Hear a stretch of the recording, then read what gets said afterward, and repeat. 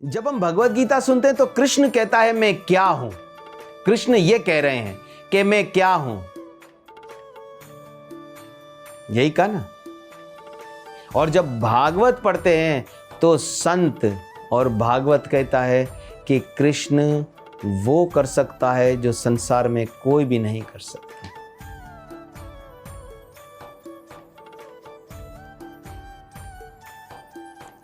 कृष्ण ऐसी एक महान विभूति है।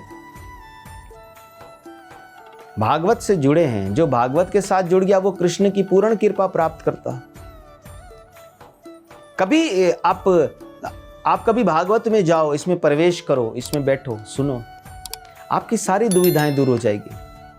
और भागवत तो यहाँ तक कहते हैं संत और भागवत कहता कि जिसने एक बार भागवत ग्रंथ को सुन लिया और भागवत ग्रंथ पढ़ रहा है अथवा उसके जीवन में ये सब कुछ चल रहा है और भागवत का रसिक है, कहता है कि यहाँ तो उसके घर में कभी राशन भी खत्म नहीं होगा। इतना बड़ा गारंटी दे दी।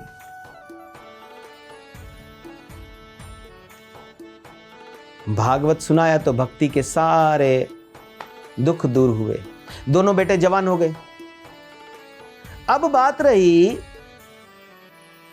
कि किस प्रकार से हम भागवत को समझें।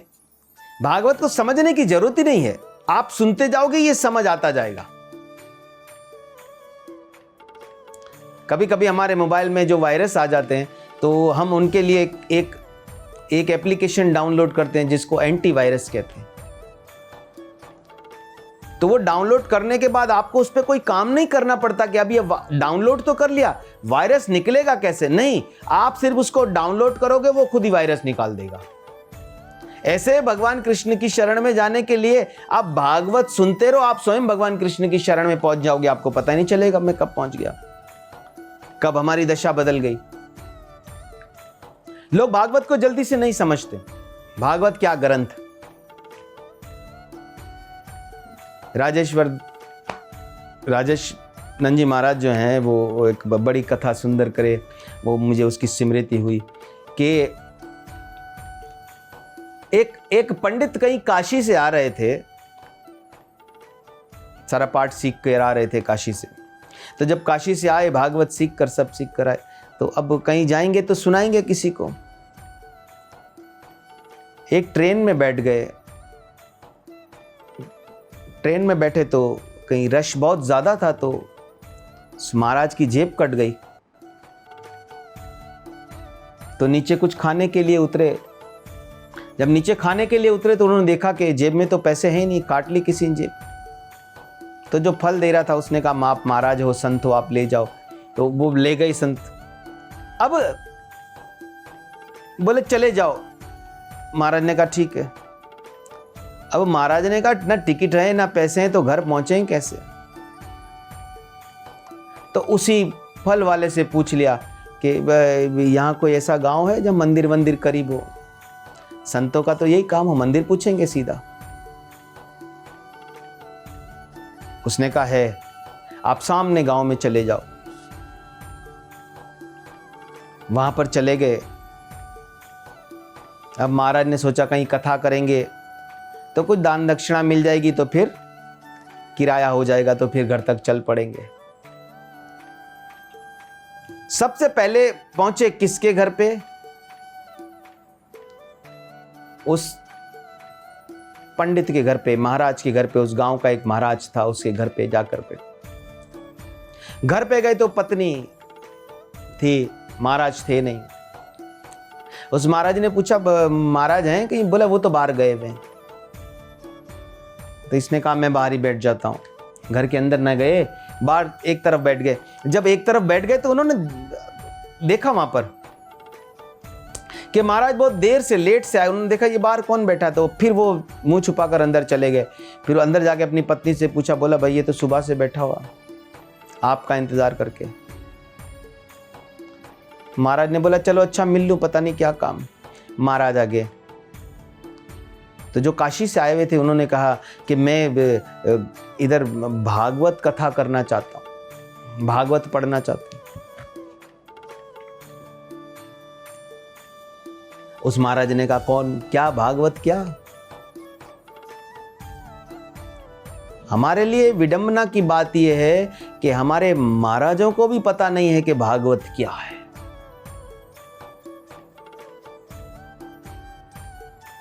उस महाराज ने कहा भागवत क्या? उन्होंने कहा भागवत कथा है, मैं पढ़ना चाहता हूं, आप गांव के लोगों को बुलाओ। उसने कहा नहीं, ऐसे नहीं बुला सकते, वो तो हमको मुखिया से पूछना पड़ेगा, जिनको हमारी गुजराती भाषा में कहें जिसको पटेल कहते हैं। बोला वो तो मुखिया से पूछना पड़ेगा, उसके बगैर कोई काम नहीं होगा। उसने बोला फिर पूछ लो।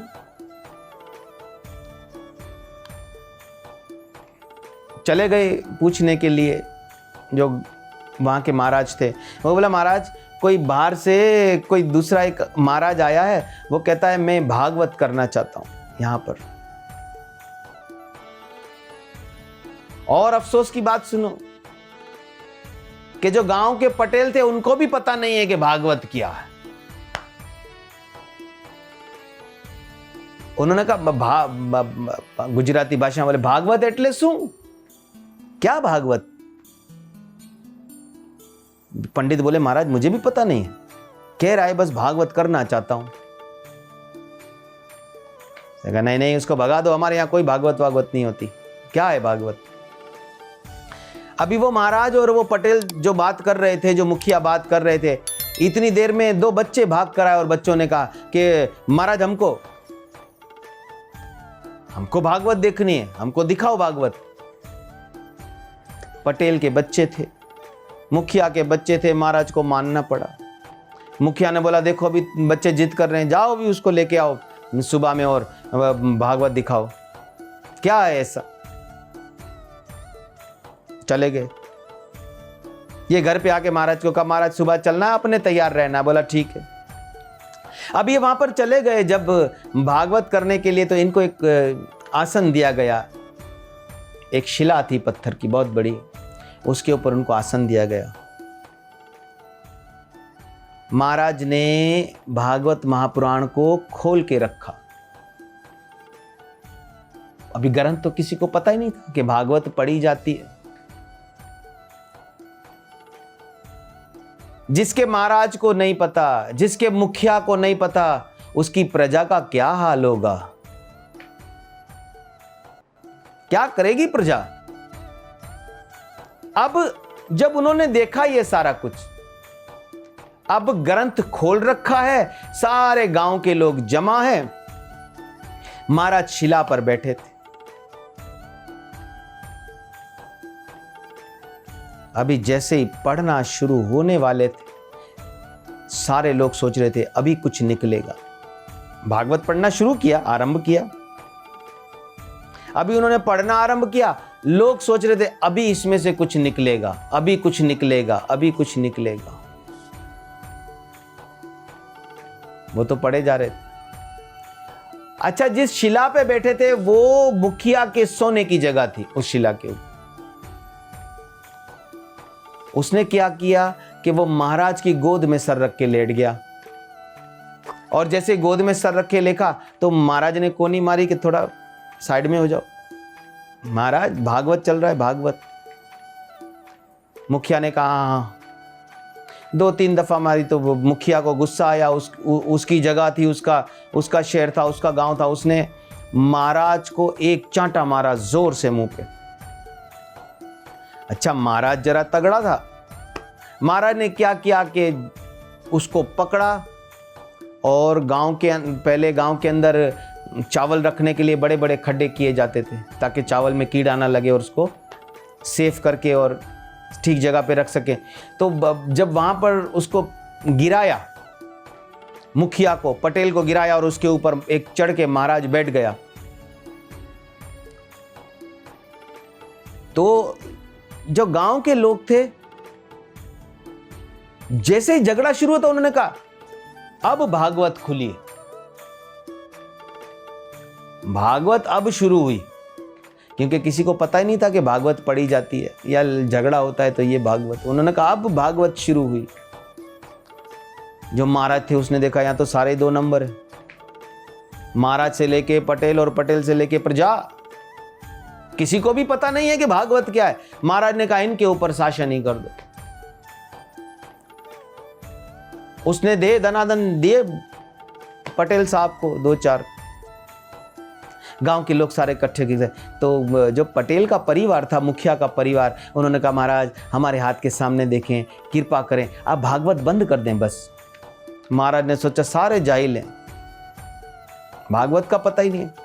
महाराज ने कहा भागवत तभी बंद होगी जब 500 रुपया लाओगे, लाओ 500 रुपया, अभी भागवत बंद हो जाएगी। अभी ये डरे सारे के मारे जा रहा है उसको, तो भागवत कैसी खुल गई है।